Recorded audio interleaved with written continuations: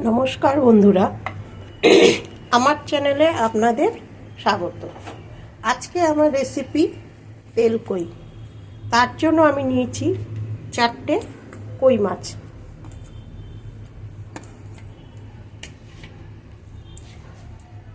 মাছগুলোকে আমি নুন হলুদ দিয়ে ভালো করে মেখে নেব।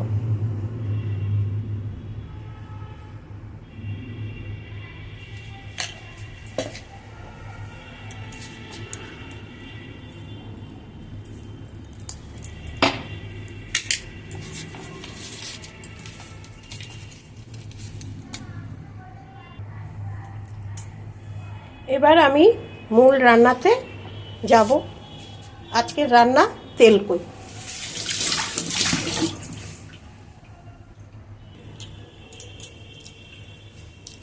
আমি উনুনে কড়া বসিয়ে নিয়েছি। এবার আমি দিয়ে দেবো সর্ষে তেল। তেল কইটা পুরোপুরি সর্ষে তেলেই রান্না হবে।